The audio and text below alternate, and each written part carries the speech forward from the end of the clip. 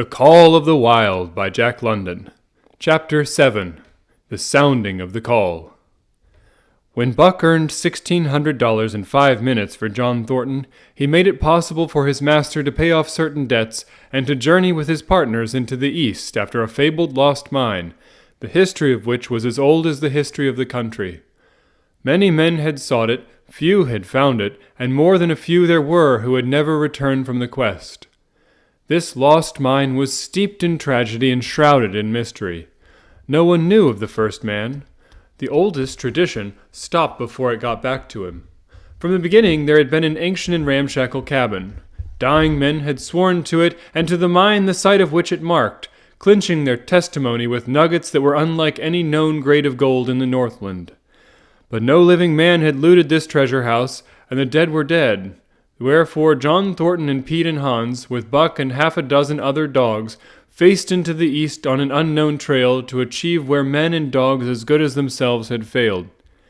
They sledded 70 miles up the Yukon, swung to the left into the Stewart River, passed the Mayo and the McQuestion, and held on until the Stewart itself became a streamlet, threading the upstanding peaks which marked the backbone of the continent.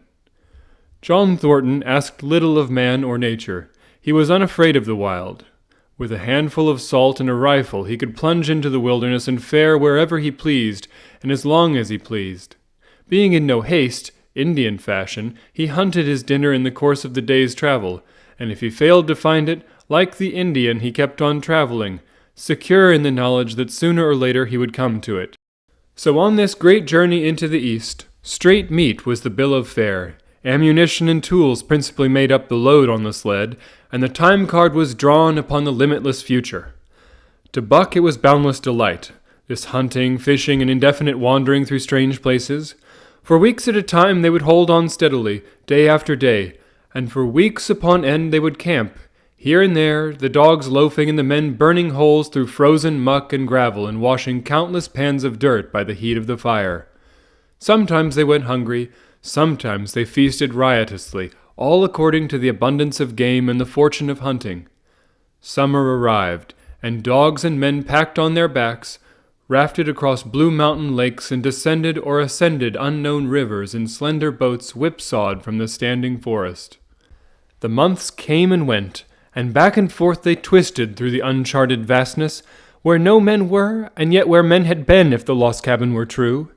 They went across divides in summer blizzards, shivered under the midnight sun on naked mountains between the timberline and the eternal snows, dropped into summer valleys amid swarming gnats and flies, and in the shadows of glaciers picked strawberries and flowers as ripe and fair as any the Southland could boast.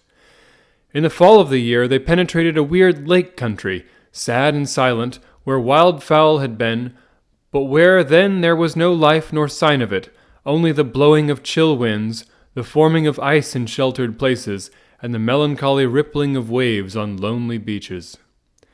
And through another winter they wandered on the obliterated trails of men who had gone before. Once they came upon a path blazed through the forest, an ancient path, and the lost cabin seemed very near. But the path began nowhere and ended nowhere, and it remained a mystery, as the man who made it and the reason he made it remained mystery. Another time they chanced upon the time-graven wreckage of a hunting lodge, and amid the shreds of rotted blankets John Thornton found a long-barreled flintlock. He knew it for a Hudson Bay Company gun of the young days in the Northwest, when such a gun was worth its height in beaver skins packed flat. And that was all.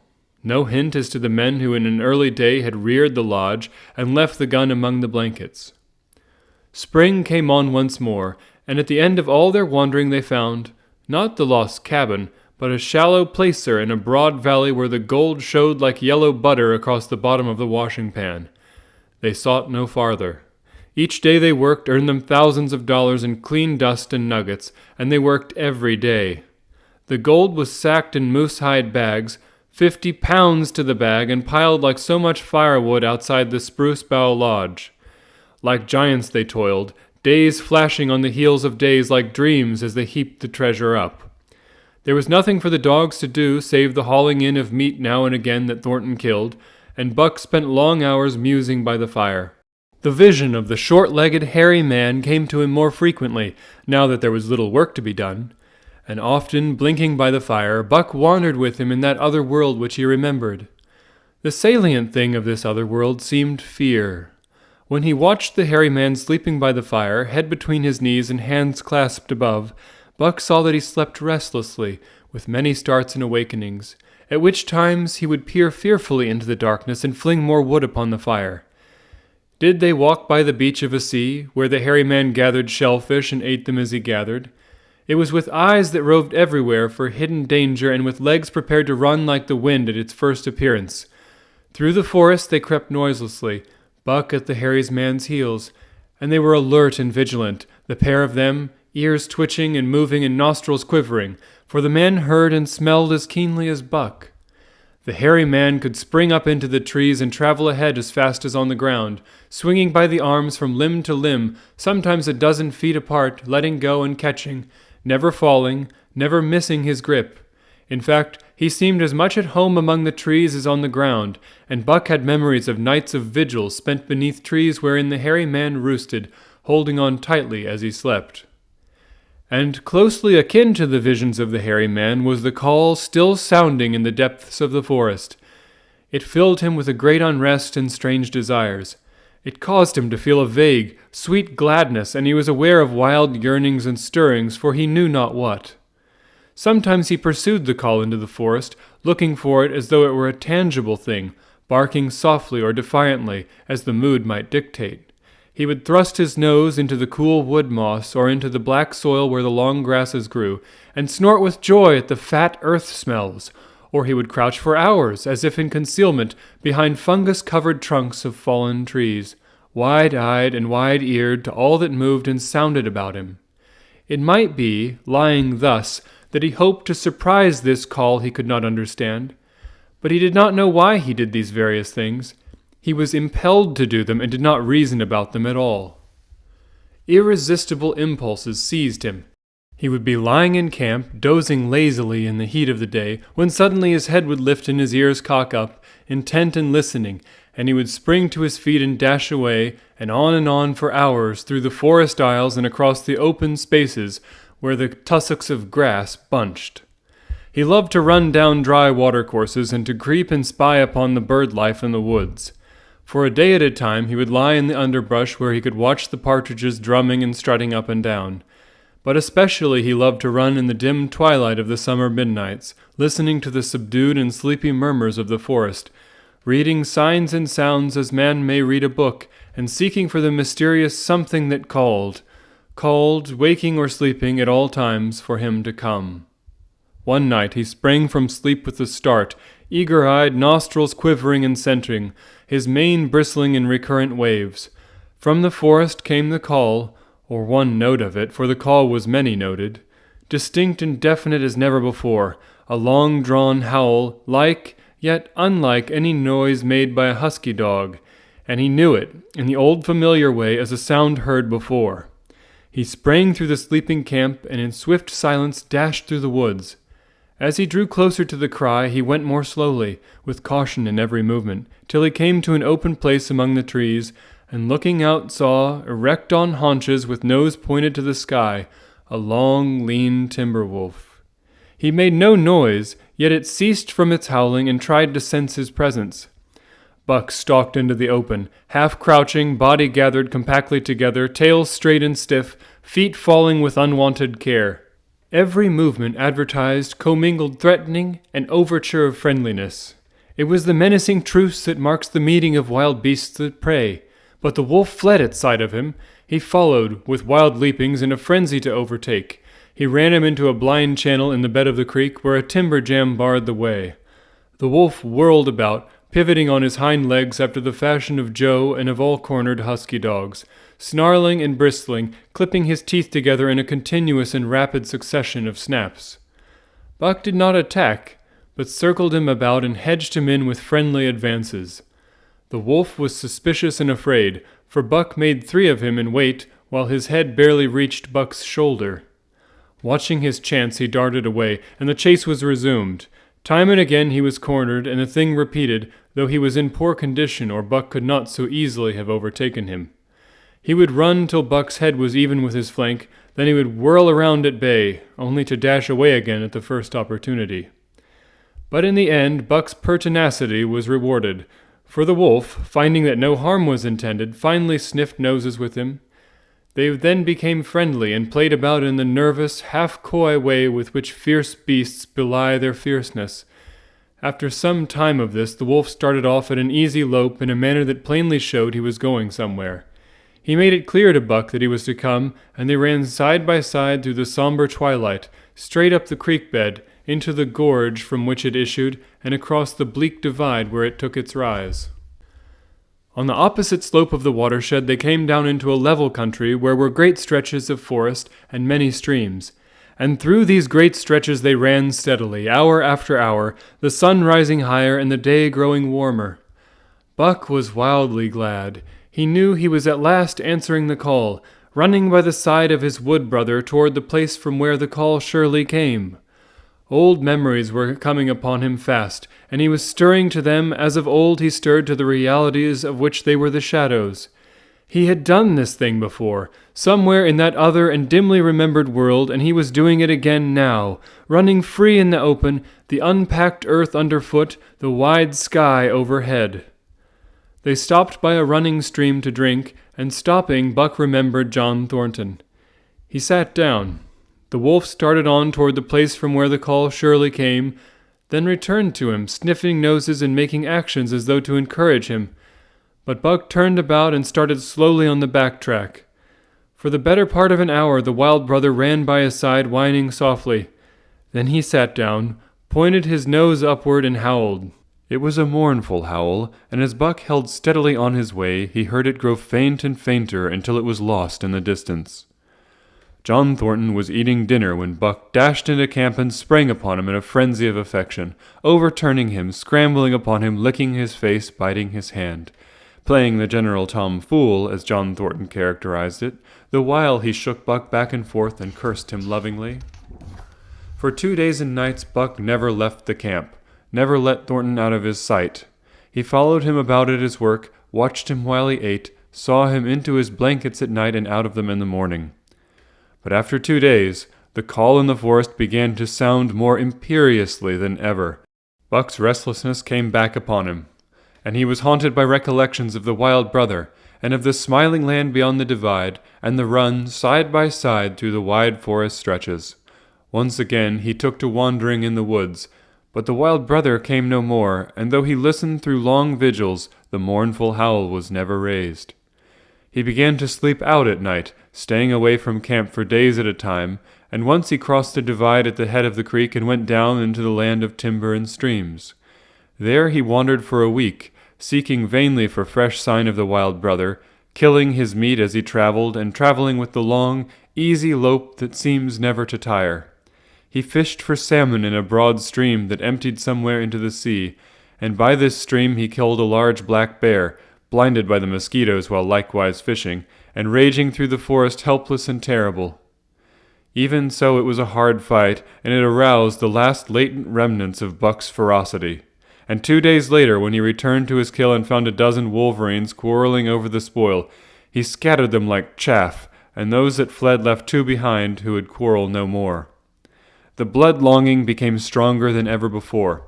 He was a killer, a thing that preyed, living on the things that lived, unaided alone by virtue of his own strength and prowess, surviving triumphantly in a hostile environment where only the strong survived.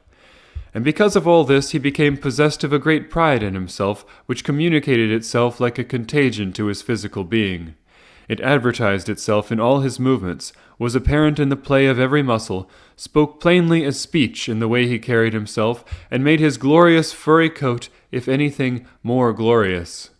But for the stray brown on his muzzle and above his eyes, and for the splash of white hair that ran midmost down his chest, he might well have been mistaken for a gigantic wolf, larger than the largest of the breed. From his St. Bernard father he had inherited size and weight, but it was his shepherd mother who had given shape to that size and weight. His muzzle was the long wolf muzzle, save that it was larger than the muzzle of any wolf, and his head, somewhat broader, was the wolf head on a massive scale. His cunning was wolf cunning and wild cunning, his intelligence, shepherd intelligence, and St. Bernard intelligence. And all this, plus an experience gained in the fiercest of schools, made him as formidable a creature as any that roamed the wild. A carnivorous animal, living on a straight meat diet, he was in full flower at the high tide of his life, overspilling with vigor and virility. When Thornton passed a caressing hand along his back, a snapping and crackling followed the hand, each hair discharging its pent magnetism at the contact. Every part, brain and body, nerve tissue and fiber, was keyed to the most exquisite pitch, and between all the parts there was a perfect equilibrium or adjustment. To sights and sounds and events which required action, he responded with lightning-like rapidity. Quickly as a husky dog could leap to defend from attack or to attack, he could leap twice as quickly. He saw the movement or heard sound, and responded in less time than another dog required to compass the mere seeing or hearing. He perceived and determined and responded in the same instant. In point of fact, the three actions of perceiving, determining, and responding were sequential, but so infinitesimal were the intervals of time between them that they appeared simultaneous. His muscles were surcharged with vitality and snapped into place sharply like steel springs. Life streamed through him in a splendid flood, glad and rampant, until it seemed that it would burst him asunder in sheer ecstasy and pour forth generously over the world. "Never was there such a dog," said John Thornton one day, as the partners watched Buck marching out of camp. "When he was made, the mold was broke," said Pete. "By jingo, I think so myself," Hans affirmed. They saw him marching out of camp, but they did not see the instant and terrible transformation which took place as soon as he was within the secrecy of the forest. He no longer marched. At once he became a thing of the wild, stealing along softly, cat-footed, a passing shadow that appeared and disappeared among the shadows. He knew how to take advantage of every cover, to crawl on his belly like a snake, and like a snake to leap and strike. He could take a ptarmigan from its nest, kill a rabbit as it slept, and snap in mid-air the little chipmunks fleeing a second too late for the trees. Fish in open pools were not too quick for him, nor were beaver, mending their dams, too wary. He killed to eat, not from wantonness, but he preferred to eat what he killed himself. So a lurking humor ran through his deeds, and it was his delight to steal upon the squirrels, and when he all but had them, to let them go, chattering in mortal fear to the tree-tops. As the fall of the year came on, the moose appeared in greater abundance, moving slowly down to meet the winter in the lower and less rigorous valleys. Buck had already dragged down a stray part-grown calf, but he wished strongly for larger and more formidable quarry, and he came upon it one day on the divide at the head of the creek. A band of 20 moose had crossed over from the land of streams and timber, and chief among them was a great bull. He was in a savage temper, and standing over 6 feet from the ground was as formidable an antagonist as even Buck could desire. Back and forth the bull tossed his great palmated antlers, branching to 14 points and embracing 7 feet within the tips. His small eyes burned with a vicious and bitter light, while he roared with fury at sight of Buck. From the bull's side, just forward of the flank, protruded a feathered arrow end, which accounted for his savageness. Guided by that instinct which came from the old hunting days of the primordial world, Buck proceeded to cut the bull out from the herd. It was no slight task. He would bark and dance about in front of the bull, just out of reach of the great antlers and the terrible splay hooves, which could have stamped his life out with a single blow. Unable to turn his back on the fanged danger and go on, the bull would be driven into paroxysms of rage. At such moments he charged Buck, who retreated craftily, luring him on by a simulated inability to escape. But when he was thus separated from his fellows, 2 or 3 of the younger bulls would charge back upon Buck and enable the wounded bull to rejoin the herd. There is a patience of the wild, dogged, tireless, persistent as life itself, that holds motionless for endless hours the spider in its web, the snake in its coils, the panther in its ambuscade. This patience belongs peculiarly to life when it hunts its living food, and it belonged to Buck as he clung to the flank of the herd, retarding its march, irritating the young bulls, worrying the cows with their half-grown calves, and driving the wounded bull mad with helpless rage. For half a day this continued. Buck multiplied himself, attacking from all sides, enveloping the herd in a whirlwind of menace, cutting out his victim as fast as it could rejoin its mates, wearing out the patience of creatures preyed upon, which is a lesser patience than that of creatures preying.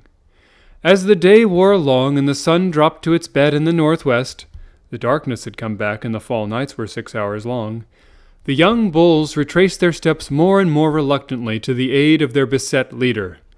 The downcoming winter was harrying them on to the lower levels, and it seemed they could never shake off this tireless creature that held them back. Besides, it was not the life of the herd or of the young bulls that was threatened. The life of only one member was demanded, which was a remoter interest than their lives, and in the end they were content to pay the toll. As twilight fell, the old bull stood with lowered head, watching his mates, the cows he had known, the calves he had fathered, the bulls he had mastered, as they shambled on at a rapid pace through the fading light. He could not follow, for before his nose leaped the merciless fanged terror that would not let him go. 300 weight more than half a ton he weighed. He had lived a long, strong life, full of fight and struggle, and at the end he faced death at the teeth of a creature whose head did not reach beyond his great knuckled knees. From then on, night and day, Buck never left his prey, never gave it a moment's rest, never permitted it to browse the leaves of trees or the shoots of young birch and willow. Nor did he give the wounded bull opportunity to slake his burning thirst in the slender trickling streams they crossed. Often, in desperation, he burst into long stretches of flight. At such times Buck did not attempt to stay him, but loped easily at his heels, satisfied with the way the game was played, lying down when the moose stood still, attacking him fiercely when he strove to eat or drink. The great head drooped more and more under its tree of horns, and the shambling trot grew weaker and weaker.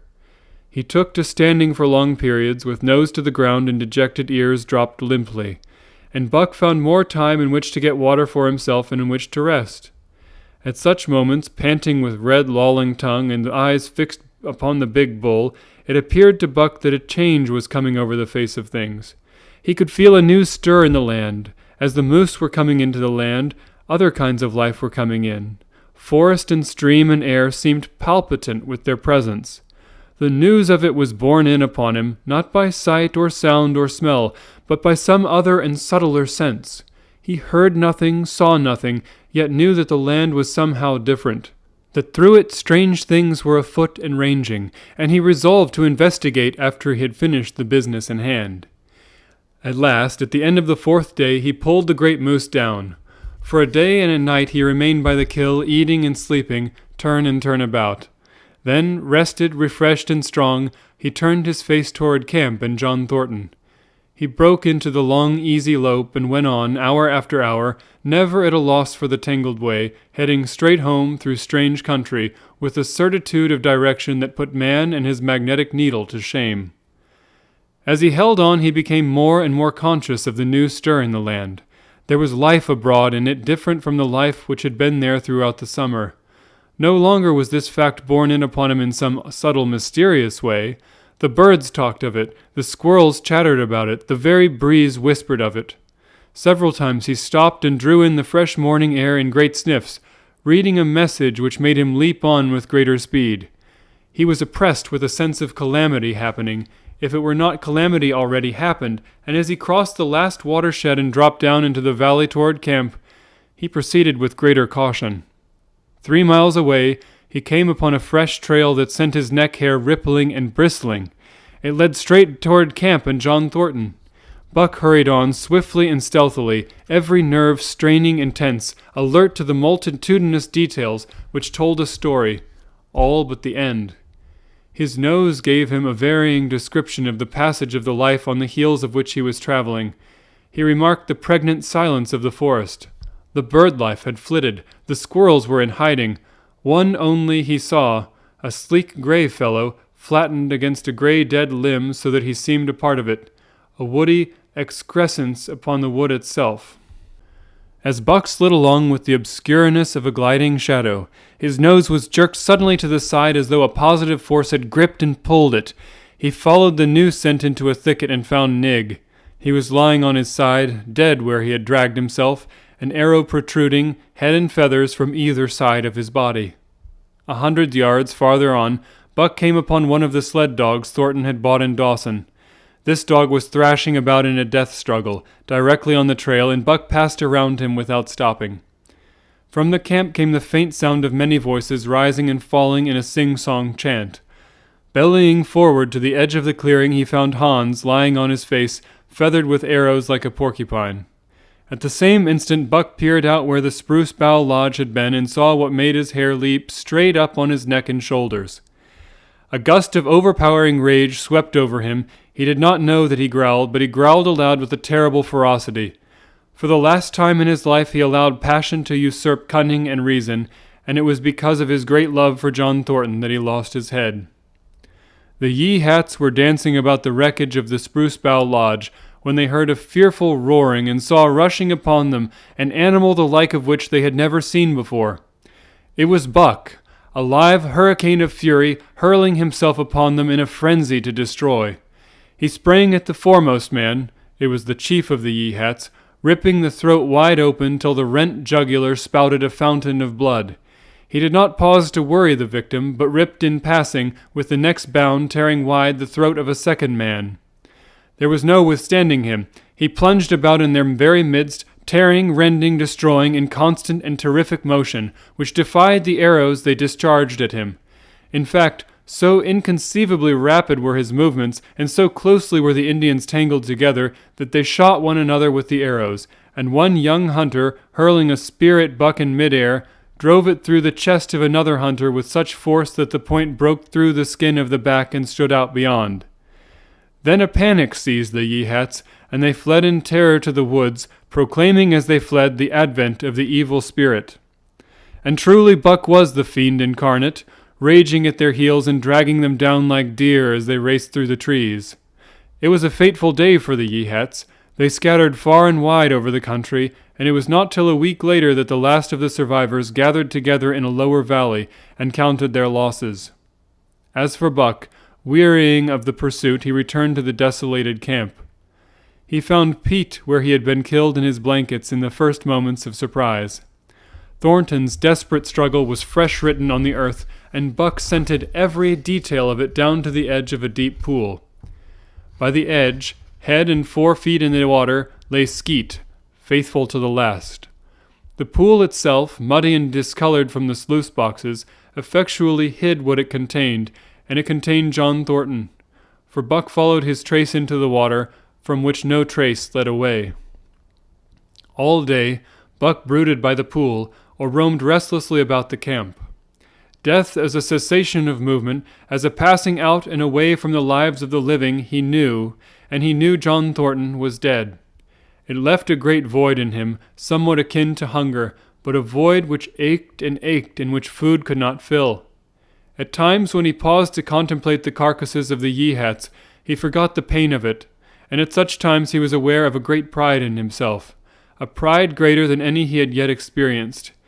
He had killed man, the noblest game of all, and he had killed in the face of the law of club and fang. He sniffed the bodies curiously. They had died so easily. It was harder to kill a husky dog than them. They were no match at all, were it not for their arrows and spears and clubs. Thenceforward he would be unafraid of them except when they bore in their hands their arrows, spears, and clubs. Night came on, and a full moon rose high over the trees into the sky, lighting the land till it lay bathed in ghostly day, and with the coming of the night, brooding and mourning by the pool, Buck became alive to a stirring of the new life in the forest other than that which the Yeehats had made. He stood up, listening and scenting. From far away drifted a faint, sharp yelp, followed by a chorus of similar sharp yelps. As the moments passed, the yelps grew closer and louder.